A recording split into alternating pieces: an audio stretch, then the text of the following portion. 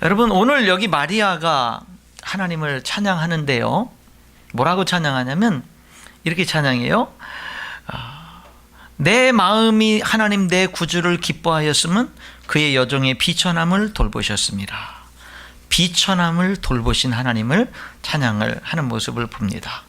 저는 이제 오늘부터 다음 주, 다다음 주 계속해서 좀 누가복음에 나타나는 예수님이 사람의 몸으로 이 땅에 오시는 성육신의 그 사건을 직접 그 일에 동참하고 쓰임받은 그 시대, 예수님이 이 땅에 오실 때 그 시대에 깨어 있었고 하나님 앞에 붙들림 받았고 쓰임 받았던 멋진 하나님의 사람들의 예수님이 이 땅에 오심에 대한 찬양의 소리에 저와 여러분이 한번 주목해 보기를 원하는데, 그 시대 예수님이 오실 때 깨어 있었던 쓰임 받았던 하나님의 사람들은 예수님의 성탄을, 예수님의 탄생을 무슨 내용으로 찬양했는가? 그들은 그의 삶을 통해서, 마음을 통해서 무엇으로 그들은 찬양했는가라는 것들을 우리들이 한번 이 누가복음 1, 2장에 나오는 그 세 사람의 쓰임받은 사람들의 그 찬양 소리를 통해서 우리들이 정말 오늘 우리들은 어떤 감사, 어떤 찬양을 해야 되겠는가라는 것들을 한번 살펴보기를 원하거든요. 그 중에 첫 번째 사람이 마리아입니다. 예수님의 육신의 어머니로 하나님께 쓰임받았던 마리아인데, 오늘 이 마리아의 찬양이 46절부터 55절까지 나오거든요. 근데 그 첫 번째 찬양 내용은 이겁니다. 예수님이 이 땅에 오심으로 말미암아 마리아는 그렇게 찬양하는 거예요. 나의 비천함을 돌봐주셨습니다. 비천한 나를 돌봐주셨습니다 라는 그런 찬양입니다. 이 내용, 이 46절부터 있는 이 마리아의 찬양을 이해하려면 그 앞절 26절부터 있는 그 배경을 우리들이 이해를 할 필요가 있거든요. 이 마리아는 어디 사람이냐면 갈릴리 나사렛 사람이라고 26절에 얘기해요. 여러분, 갈릴리 나사렛은 이방인들과 피가 섞인 마을이라고 해서 유대인들이 멸시했던 마을이고요, 그 당시 한 인구 2,000명도 안 되는 작은 시골 마을이었습니다. 여러분, 그래서 정말로 예수님의 제자가 나중에 된 한 사람은 뭐라고 얘기하냐면은 나사렛에서 무슨 선한 것이 나오겠느냐, 이렇게까지도 얘기했던 그 시대에 별 볼 일 없는 마을, 그곳에서는 인물이 나올 수가 없어 라고 하는 그런 마을이 나사렛이었습니다. 그 나사렛에 사는 이 마리아라고 하는 이 처녀입니다. 이름 없는 이 처녀에게 어느 날 하나님이 누구를 보냐면 천사 가브리엘을 보냅니다. 여러분, 성경에 천사들이 많이 등장하지만 가브리엘 천사는요, 천사 중에 최고의 천사입니다. 하나님을 가장 가까이서 모시는 가장 높은 최고의 천사가 가브리엘입니다. 그런데 그 가브리엘을 마리아에게 보내는 겁니다. 그리고 나서는요, 이 마리아에게 하나님의 메시지를 전하지요. 은혜를 받은 자여 평안하라. 내가 잉태하여 아들을 낳을 것이다. 메시아가 너를 통해서 태어나게 될 것이다. 그는 지극히 높으신 하나님의 아들이 될 거다. 하나님이 그 일에 너를 선택하셨다. 그러니까 이 마리아는 그 당시 이제 약혼을 한 상태고 결혼을 기다리는 여인이었습니다. 이 여인이 대답을 하죠. 나는 남자를 가까이 한 적이 없는데, 그런데 어떻게 내가 임신을 한단 말입니까? 어떻게 내가 아기를 낳을 수 있단 말입니까? 나는 진짜 남자를 가까이 한 적이 없습니다. 그랬을 때 이 천사가 말을 하죠. 성령이 내게 임하고 지극히 높으신 하나님의 능력이 너를 덮으시리니 이 일이 이루어지게 될 거다. 그랬을 때 마리아는 저는 주의 여종이오니 주님의 말씀대로 내게 이루어지기를 원합니다 라고 하죠. 그리고 이 찬양을 하게 되는 겁니다. 그리고 나서 찬양하는 것이, 마리아가 뭐라고 찬양하냐면, 하나님 나 같은 것을 돌보셨네요. 지극히 천한 이 우리가 살고 있는 이 시골의 이 마을, 아무도 알아주지도 않고 기대하지 않고 있는 이 마을에서 그런 시골 촌구석에서 내가 이렇게 살아가고 있는 이름 없는 나, 그냥 평범하게 살아가는 나를 하나님이 알아주셨네요. 나의 이름을 불러주셨네요. 나를 기억하셨네요. 나를 찾아오셨네요. 하나님의 일에 나를 위대하게 써두시고 시골 처녀인 나를 정말로 하나님이 선택하셔서 메시아의 어머니가 되게 하셨네요. 그러면서 마리아가 하나님을 찬양하는 겁니다. 그러면서 이렇게 찬양하죠. 보라, 이제 후로는 만세의 나를 복이 있다 일컬으리로다. 이렇게 찬양을 하고 있는 겁니다. 여러분, 마리아만 비천한 여인인데 하나님이 그의 이름을 불러주시고 그를 기억하고 그를 찾아오시고 그를 사용하신 겁니까? 여러분, 저와 여러분은 비천한 상태에 있는 우리가 아닙니까?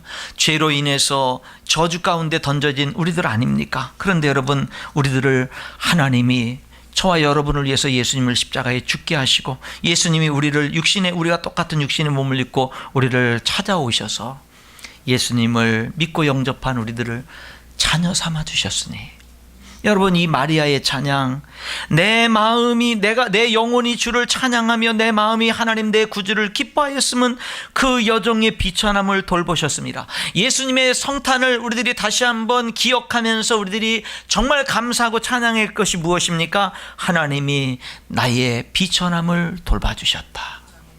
여러분, 이게 여러분의 고백이 아닙니까? 우리가 이런 고백을 할 수 있다면 진짜 복된 겁니다. 나는 잘난 사람이야, 나는 이 세상에서 대단한 사람이야, 그게 아니라 나는 내가 부족한 걸 내가 누구보다도 알아. 그런데 하나님이 비천한 나를 하나님이 불러주셨어. 내 이름을 불러주셨고 나를 알아주셨고, 이 세상에서는 나를 알아주는 사람이 없어. 그런데 하나님은 나를 알아주시고 불러주시고 기억해 주시고 찾아와 주시고 나를 자녀 삼아 주신 것. 여러분, 우리가 이 세상에서 가장 귀한 게 뭘까요? 여러분, 오늘 성경을 통해서 저는 이렇게 말씀드리고 싶거든요. 내가 하나님의 자녀 된 거. 여러분, 이거 뭐랑 바꾸죠? 100억 1000억 준다고 여러분 이거 바꾸겠어요? 그거 바꾸겠다는 사람은 하나님의 자녀의 축복을 모르는 사람입니다. 무식한 사람이죠. 모르는 사람입니다. 여러분, 우리가 조금이라도 그 주님의 은혜를 안다면 하나님의 자녀라는 이것은요, 무엇에도 빼앗길 수 없는 거고 어떤 것과도 바꿀 수 없는 거예요. 하나님의 자녀라는 거. 여러분, 그리고 내가 이 세상에서 하나님이 나에게 좀 남들보다 돈을 좀 적게 주시고 남들보다 건강을 좀 남들보다 건강이 좀 약하고 내가 좀 가정 환경이 좀 어렵고 좀 내가 직장에서 남들보다 좀 또 좋은 자리에 있지 못하고 여러 가지 있을지 몰라도, 여러분, 하나님의 은혜를 안다면 내가 하나님의 자녀라는 이 한 가지로 우리들은 정말 감사할 수 있고 찬양할 수 있는 것입니다. 여러분, 깨달아 알 수 있기를 축원합니다. 내가 하나님의 자녀라는 거, 하나님의 자녀라는 거. 요한 사도가 요한일서 3장 1절에서 이렇게 감탄하며 찬양하죠. 보라, 아버지께서, 하나님께서 어떠한 사랑을 우리에게 베푸사 하나님의 자녀라 일컬음을 받게 하셨는가, 우리가 그러하도다. 여러분, 이 세상에서요, 가장 확실하고 가장 영원하고 가장 영광스러운 것은 하나님의 자녀됨의 축복입니다. 이 세상에서 지위가 높고 사업이 번창하고 이 세상이 잘 되는 것은 여러분 영원할 수가 없어요. 죽음 넘어서까지 가져갈 수가 없습니다. 그러나 여러분, 죽음 이후에 더 우리의 인생을 빛나게 하고 영광스럽게 하는 것은 하나님의 자녀라는 겁니다. 하나님의 자녀라는 겁니다. 이것은 이 땅에 사는 동안에도 하나님의 보살피심이 있고 하나님의 응답하심이 있고 하나님의 붙드심이 있고 하나님의 함께하심이 있고 하나님이 우리를 사용하시는 축복이 있을 뿐만 아니라 이 땅의 삶이 끝나고 난 다음에는 더욱더 영광스럽게 만드는 것이 바로 하나님의 자녀입니다. 여러분, 하나님의 자녀라는 이 영광과 축복은 이 세상에서 완전히 드러나질 않습니다. 그러나 여러분, 죽은 다음에는요, 이 세상의 삶이 끝난 다음에 우리가 하나님의 자녀냐 아니냐라는 것은요, 엄청난 것으로 그것이 결국 드러나게 된다라고 하는 것이지요. 오늘 성탄절을 앞두고 있는 이 시점에서 저와 여러분이 무엇을 감사하느냐? 내가 하나님의 자녀라는 것에 대한 깊은 감사, 하나님 앞에 진정한 감사가 우리에게 충만할 수 있기를 축원합니다. 다른 모든 것들을 이길 수 있는, 뛰어넘을 수 있는 이런 은혜가 우리에게 있기를 축원합니다. 하나님의 자녀. 여러분 옆에요, 정말 귀한 분들이 앉아 있는 겁니다. 누가 앉아 있냐면 하나님 아들, 딸들이 앉아 있는 거예요. 한번 보세요. 참 제 옆에 앉아 주셔서 감사합니다. 한번 인사하세요. 너무 귀한 분들 앉아 계시네. 제 옆에 앉아 계셔서 감사합니다. 사랑하는 성도 여러분, 우리는요, 이것을 감사하면서 이 세상을 살아갈 때 난 하나님의 자녀야 라는 이 정체성이 여러분에게 가장 소중한 정체성이 될 수 있기를 축원합니다. 여기 정민철 목사가 인천열린교회 목사라는 정체성보다 내가 하나님의 자녀라는 정체성이 더 귀한 거예요. 저는 두 자녀를 양육하면서 무엇을 노력했느냐면, 넌 목사의 아들이고 딸이니까, 그러니까 이렇게 행동거지를 조심해야 되고 이렇게 살아야 돼. 저는 그런 얘기를 안 하려고 노력했습니다. 그 대신 너는 하나님의 자녀니까, 넌 하나님의 자녀니까 라는 말을 강조하려고 노력하면서 살아왔습니다. 여러분, 대개요 직업이 정체성이 되기도 합니다. 자기가 하는 일이 되게 많은 사람들이 정체성이 됐지요. 내가 누구냐? 내 직업이, 내가 하는 일이, 나 사장이야, 나 CEO야, 나 오너야, 나 어떤 대기업의 중요한 위치에 있는 거야. 대개 사람들은 자기의 직업이나 하는 일이 자기 정체성이 됩니다. 근데 여러분, 그렇게 되면은 그 사업이나 회사에서 성공하게 되면 교만해집니다. 그렇죠? 자기가 잘나서 그렇게 했다라는 생각을 갖기 쉽고요, 다른 사람과의 관계가 잘못되어지기 쉽습니다. 실패하면 감정이 무너지고 부끄러워지고 포기하고 좌절하게 됩니다. 그러니까 여러분, 세상에 어떤 직업이나 하는 일을 가지고 정체성을 갖게 되면은요, 그러면은 안타깝게 되는 일들이 많아요. 여러분, 우리들이 정말 가져야 되는, 내가 하는 일이 잘 되든 안 되든 내가 하는 그런 사업이나 일이나 이런 것보다 더 중요한 우리들의 정체성은 하나님의 자녀라는 정체성이에요. 진짜예요. 그래야 우리는 행복할 수 있고 능력 있는 삶을 살 수가 있는 거예요. 하나님의 자녀라는 정체성.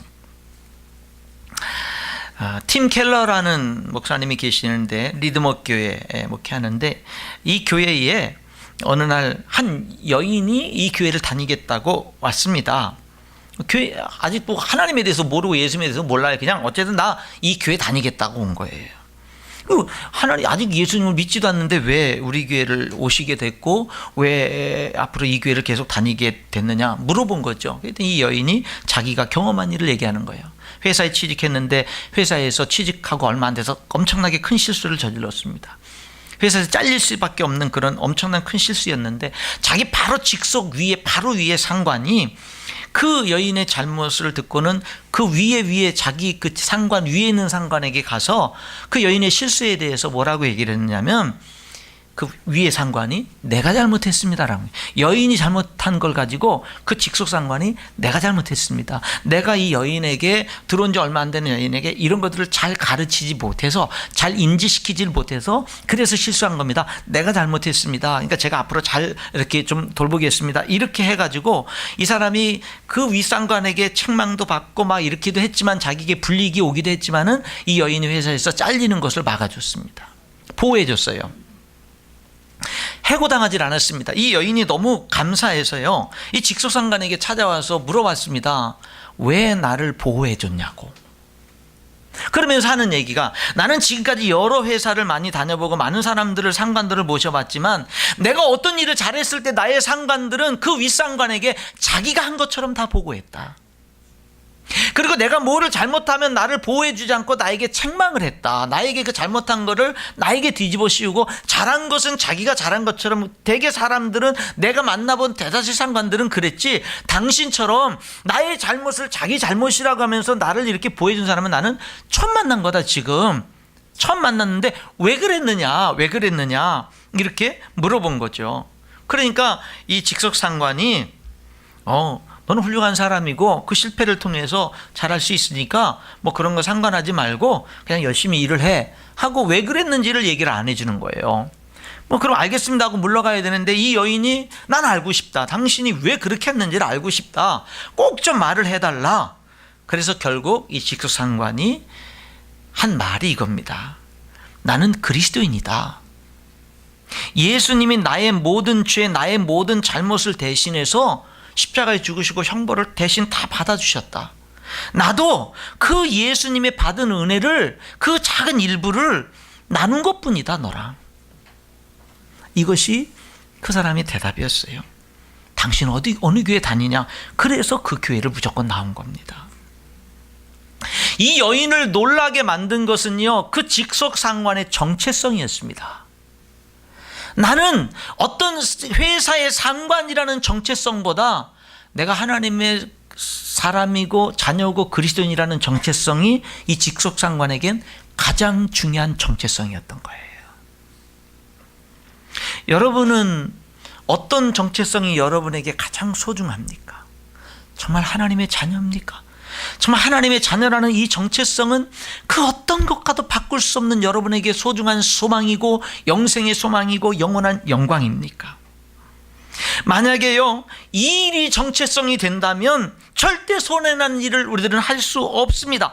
어떻게 하든 이기려고 하고 다른 사람들을 밟고 더 올라가려고 하는 것이 옳은 일입니다. 그러나 이 직속상관의 정체성은 이 일이 아니라 크리스찬이었습니다. 그래서 자기가 손해를 보더라도 그 여인을 살리는 것이 그에게는 무엇보다도 중요했던 이유가 되는 거지요. 여러분, 마리아가 예수님의 성탄과 연관해서 그 일이 자기를 통해서 이루어지는 것과 연관해서 가장 먼저 찬양한 것은 비천한 나를 하나님이 돌봐주신 겁니다. 하나님은 마리아만, 비천한 마리아만, 저 시골에 이름 없는 마리아만 찾아가서 돌봐준 게 아니라 여러분도 마찬가지 아니에요? 여러분, 오늘 여러분들도 연약하고 부족한데 하나님이 여러분들을 찾아가서 여러분을 자녀가 되게 한 거, 비천한 여러분들을 하나님이 돌아봐 주셔서 이제 후로는 만세의 날을 복이 있다 일컬으리로다, 이게 우리들의 고백이 되게 만든 거 아닙니까? 여러분, 하나님의 자녀라고 하는 이 정체성을 소중히 여길 수 있기를 축원합니다. 이거를 감사하자 이 말이에요. 그 정체성으로 우리들이 이 사회 속에서 살아가자 이 말이에요. 손해도 기쁘게 보고 어려움도 기쁘게 당하면서 살아가자라고 하는 겁니다. 예수님의 탄생은 비천한 우리를 가장 높이 만드신 사건이죠. 하나님은 세상에 힘 있는 자들, 권세 있는 자들, 세상의 권세로 하나님을 대적하는 모든 자들은 단번에 물리치시는 하나님입니다. 51절에 마음의 생각이 교만한 자들을 하나님은 흩으십니다. 52절에 권세 있는 자는 하나님은 내리치십니다. 53절에 부자는 빈손으로 보내시기도 하십니다. 반면에 52절에 보면 하나님은 겸손한 자, 비천한 자를 높이시는 하나님이고 53절에 줄인 자를 좋은 것으로 배불리시는 하나님입니다. 그래서 마리아는요, 49절, 50절, 54절에 보면 능하신 이가 큰 일을 내게 행하셨습니다. 하나님은 대대로 긍휼하신 분입니다. 하나님은 우리를 도우시는 분입니다 라고 찬양을 하고 있는 겁니다. 여러분, 하나님은 비천한 나를 돌보시고 우리에게 긍휼을 베푸시고 능력으로 큰 일을 행하시며 우리를 도우시는 하나님이다 라고 하는 마리아의 찬양이 오늘 저와 여러분의 찬양인 줄 믿습니다. 두 번째, 마리아가 찬양하는 것은 뭐냐면요, 전능하신 하나님이 내게 큰 일을 행하셨다라고 찬양하는 겁니다. 그래서 49절에 뭐라고 얘기하냐면 능하신 이가 큰 일을 내게 행하셨으니 그 이름이 거룩하십니다 라고 찬양을 하죠. 여러분, 하나님의 일은 하나님이 하십니다. 하나님의 일은 하나님이 하셔요. 사람을 사용해서 하십니다. 이 일은 나 아니면 못해 하지만 아닙니다. 내가 아니어도 하나님이 다 하십니다. 교만하면 안 돼요. 하나님은, 전능하신 하나님은 능력이 없는 자를 세워서라도 그에게 능력을 부어주셔서라도 하나님의 일은 하나님이 하십니다. 그래서 우리에게 필요한 건 뭐냐면요, 하나님이 나에게 직분을 맡기시고 하나님이 나를 써주시는 게 감사한 거지, 감사함으로 일하는 거지, 나 아니면 안 된다, 교만한 마음으로 일하면 안 돼요. 그런 마음이 조금이라도 있으면 회개하고 버려야 됩니다. 여러분 보세요. 하나님의 아들 예수님이 이 땅에 인간을 구원하기 위한 메시아로, 구세주로 이 땅에 오시는 그 일은 동정녀 마리아를 통해서 오시잖아요. 처녀의 몸으로 오시잖아요. 여러분, 처녀가 아기를 낳을 수 없어요. 이거는 인간이 과학으로도 할 수 없는 거고 의학적으로 무슨 일을 다 해도 이건 할 수 없는 일입니다. 그 일을 인간들이 아무리 몸부림을 쳐도 할 수 없는 일입니다. 그런데 하나님이 하시는 겁니다. 하나님은 하시는 겁니다. 그리고 그 일에 뭐예요? 마리아를 쓰시는 거예요. 창세기 3장에 아담과 하와가 선악과를 먹고 타락했을 때 하나님은 나타나서 사탄에게 정말로 여자의 후손은 뱀의 머리를 상하게 하고 뱀은 여자의 후손의 발 뒤꿈치를 상하게 할 거다.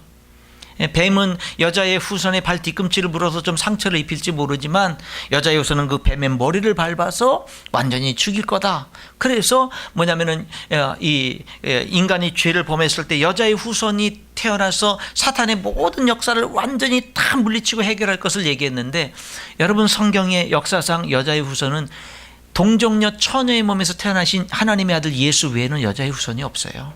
모든 사람은 다 남자의 후손이고요. 유일한 여자의 후손 한 분은 동정녀에게서 탄생하신 예수님밖에 없어요. 인간이 타락했을 때, 인간이 범죄했을 때 하나님은 가장 먼저 인간을 구원하기 위해서 정말로 예수 그리스도가 이 땅에 오셔서 구세주로 오실 것을 예언을 하셨고요. 그 일이 예수님을 통해서 이루어졌는데 그 일은요, 인간의 능력으로 될 수 없는 일입니다. 그건 하나님의 능력으로만 할 수 있는 거예요. 그 일을 마리아가 도저히 할 수 없는 그 일을 하나님은 마리아를 사용해서, 마리아를 통해서 하나님이 그 일을 하시는 겁니다. 마리아는 엄청난 하나님의 역사, 인류 구원의 역사에 부름받고 쓰임받는 거예요. 쓰임받는 거. 여러분 여기서 마리아가요, 내가 이렇게 대단한 사람이다, 그게 아니에요. 나를 써주신 것에 대한 찬양과 감사, 이 반응이 올바른 것처럼 오늘 저와 여러분도 마찬가지입니다. 여러분 우리들도요, 하나님이 우리를 하나님의 일에 불러주시는 게 감사한 거고, 직분을 맡겨주시는 게 감사한 거고, 써주시는 것이 감사한 것인 줄 믿습니다.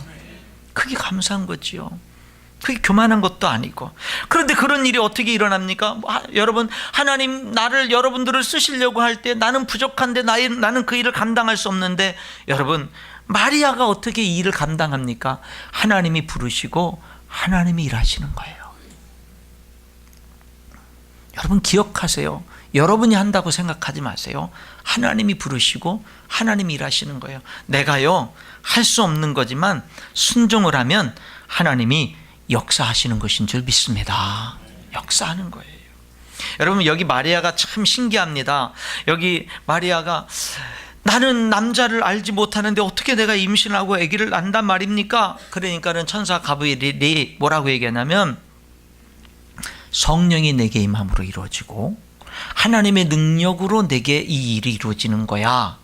그랬더니 마리아가 뭐라는지 아세요? 주의 여정이오니 주의 말씀대로 내게 이루어지이다. 뭔가 미친 것 같지 않아요? 이렇게 순수하게 대답을 할 수 있죠? 여러분 이게 순수하게 대답할 일이에요? 그 당시 이스라엘법은 여자가, 결혼하지 않은 여자가 임신하면 그건 뭐밖에 없어요? 가늠한 것밖에 없어요. 돌에 쳐서 죽였습니다. 여러분 그의 정원한 결혼을 기다리고 학수고대하고 있는 그 약혼자인 요셉의 편에서 볼 때 마리아가 임신했다는 소식을 들으면 여러분 할렐루야 하나님을 찬양합니다. 그러겠어요? 세상에 그런 남자가 어디 있어요? 여러분 이거는요, 관계가 끊어지는 거고, 마리아에게 있어서는요, 돌에 맞아 죽을 짓이고, 사랑하는 남편을, 이제는 그 남자를 잃어버릴 일이고, 평생에 정말로 이렇게 지저분한 여인이라는 이런 이야기를 들으면서 살 수밖에 없는 그런 모든 위험 요소들이 다 밀려오는 일인데, 어떻게 순수하게 주의 여정이오니 주의 말씀대로 내게 이루어지기를 원합니다. 어떻게 이렇게 얘기할 수 있죠? 이거는 여러분 미치지 않고는 할 수 없는 겁니다. 어떤 목사님이 여기에 대해서 해석을 이렇게 했는데 제가 공감을 했어요. 뭐라고 해석을 했냐면, 천사 가브리엘, 천사도 보통 천사가 아니라 가브리엘 천사가 그에게 와서 하나님의 메시지를 전할 때 얼마나 그 장면이 영광으로 압도됐겠느냐. 그 영광을 맛본 사람은 앞뒤를 잴 필요가 없고 계산할 필요가 없는 거예요. 그 영광 속에서 네, 알겠습니다라는 것만 나오는 거예요. 전 그게 맞다고 생각을 해요. 왜냐하면 제가 주의 종으로 부름받은 것도 마찬가지고, 많은 사람들이 하나님의 일을 할 때, 헌신할 때도 여러분 어떻게 하는지 아세요? 제정신으로 하는 게 아닙니다. 뭐냐면 은혜가 충만히 오고, 하나님의 그 십자가의 사랑이 너무 크게 오고, 하나님의 그 구원의 은혜가 너무 크게 와서, 주님 너무 감사해요. 내가 뭐라고 나를 구원하시고 자녀 삼아주시고 주님이 시키는 건 뭐든지 하겠습니다. 그렇게 헌신하고 보니까 그 다음에 제정신이 드는 거죠. 내가 무슨 짓을 했지 내가. 그런데 한번 헌신하고 나면 그 다음부터 헌신을 받으시고 내 삶 속에서 역사하시고 인도하시는 하나님의 그 은혜로 그 길을 기쁨으로 걸어가는 거고 행복하게 걸어가는 거고, 때로는 그 길이 정말 말할 수 없는 십자가의 길인데 여러분 그 길을 감사하면서 걸어갈 수가 있게 되는 거예요. 시작도 하나님이고요, 걸어가는 것도 하나님의 은혜로 걸어가는 거예요. 그 속에서 하나님을 알아가고 그 속에서 하나님을 닮아가고 그 속에 하나님이 함께 하시고 응답하시는 기쁨들을 누리면서 하는 겁니다. 여러분, 그런데 자꾸 계산하는 사람은요 아무것도 못하는 거예요.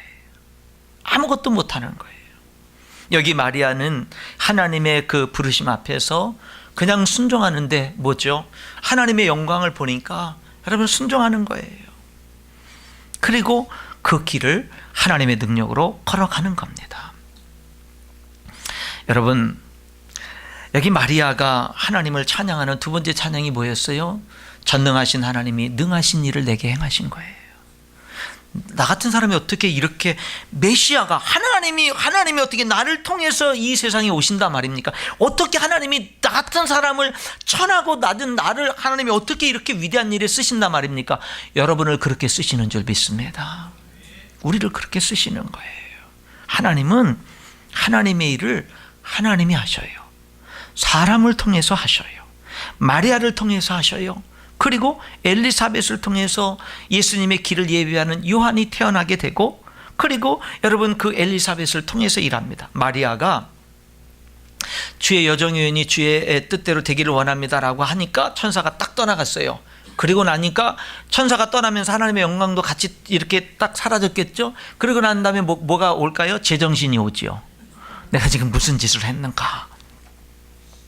아마 당황스러웠을 겁니다. 이제는 그 순종은 했지만 순종하고 난 다음에 내가 어떻게 살아가야 되는가에 대해서 굉장히 당황스러웠을 겁니다. 그때 마리아는 누구에게로 달려가냐면 엘리사벳에게 달려갑니다.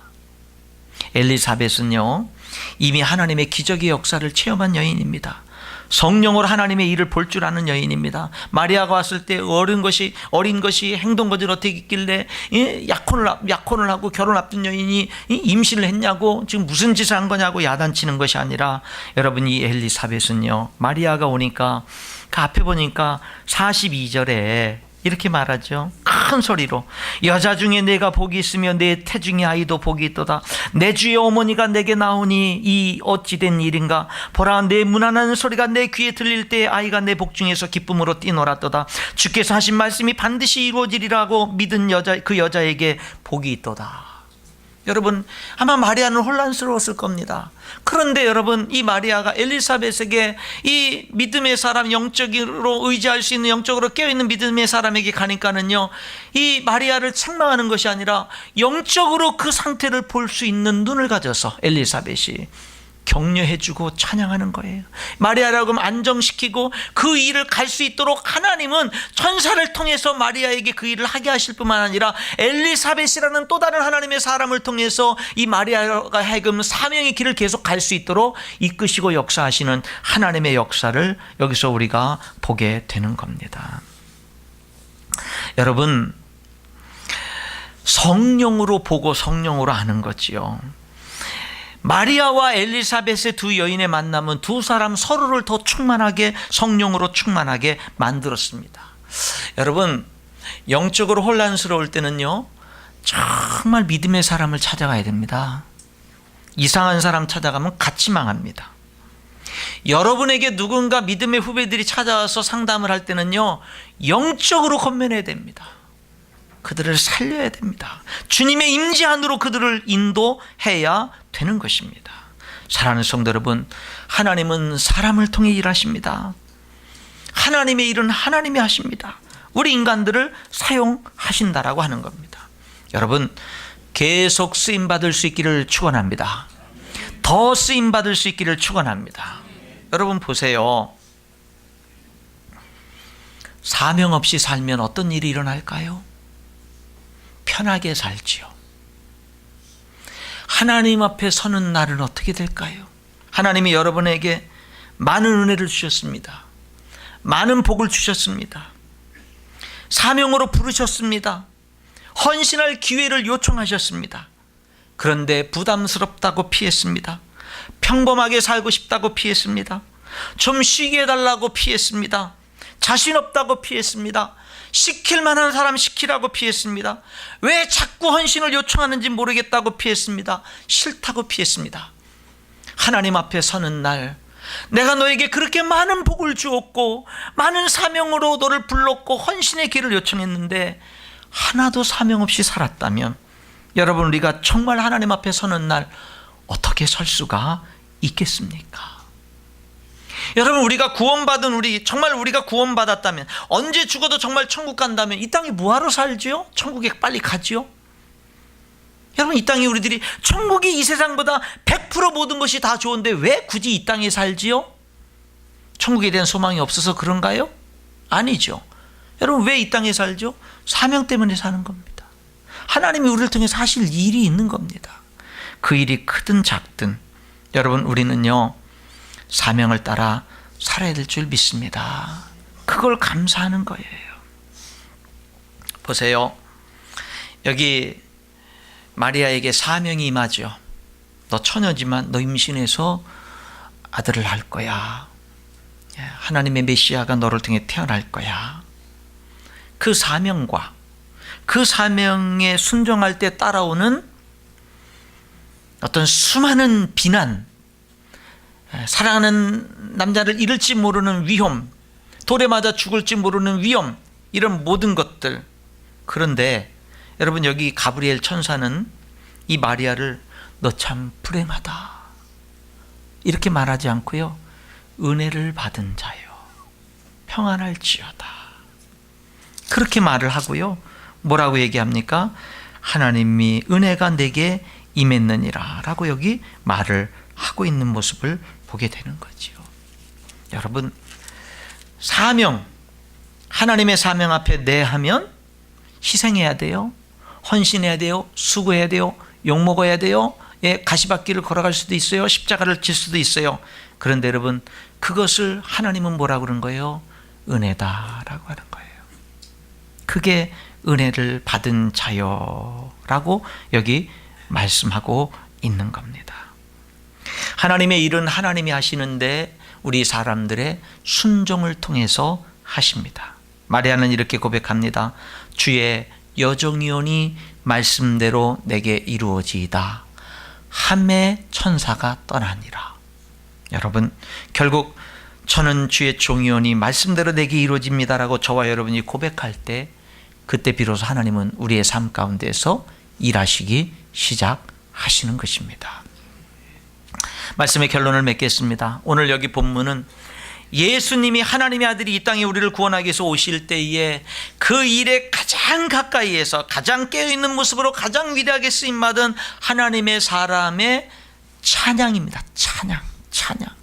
뭐를 노래합니까? 그 위험 속에서, 그 어려움 속에서, 그 십자가 앞에서. 여러분, 마리아가 처녀의 몸으로 예수 그리스도를 잉태하고 난 다음에 그의 삶이 어땠을까요? 여러분, 얼마나 많은 사람들이 그가 배불러 오는 모습을 보면서 비난을 할까요? 여러분, 그 모든 비난을 다 감수하면서 그 사명을 감당하는 겁니다. 예수님이 태어나고 난 다음에 예수님을 양육하면서는 여러분, 얼마나 많은 값을 지불하면서, 여러분, 마리아는 예수님이 하나님의 아들인 것을 아는데 야단치고 싶을 때 제대로 야단을 칠 수 있었을까요? 여러분, 예수님을 과연 어떻게 대했을까요? 여러분, 나중에 예수님이 십자가를 질 때 그 십자가에 달려 고난을 당하시는 예수님의 모습을 보면서는 얼마나 또 그 가슴이 찢어졌겠습니까? 여러분, 마리아가 주님의 길을, 사명을 받아들이고 난 다음에 마리아의 길이 여러분 평탄하고 좋은 길만은 아니었어요. 그럼에도 불구하고 하나님은 뭐라 그랬어요? 은혜를 받은 자요 라고 말한 겁니다. 하나님의 사명 없이 평안하게 사는 게 은혜가 아닙니다. 하나님의 사명 가지고 사는 게 은혜입니다. 사명은 막중한데 나는 연약해서 하나님 앞에 무릎을 꿇고 몸부림을 치고 눈물을 흘리고 가슴 아파하고 가슴을 쥐어뜯으면서 하나님 앞에 도와달라고, 나를 써달라고, 붙들어달라고 간구하는 게 은혜라 말이죠. 그게 은혜입니다. 사랑하는 성도 여러분, 하나님은 전능하신 하나님인데 우리가 하나님께 네 하면 전능하신 하나님이 여러분의 삶 속에서 하나님의 능력으로 행하시는 줄 믿습니다. 우리가 할 수 없는 일까지도 하나님은 이루시는 하나님이에요. 마리아는 비천한 자기 자신을 돌보신 하나님, 전능하신 능력으로 내게 역사하신 하나님을 찬양합니다. 오늘 우리에게도 이 하나님은 똑같이 역사하십니다. 성탄절을 맞이하면서 이 마리아의 고백과 찬양이 저 여러분의 고백과 찬양이 되어질 수 있기를 주님의 이름으로 축원합니다. 기도하겠습니다.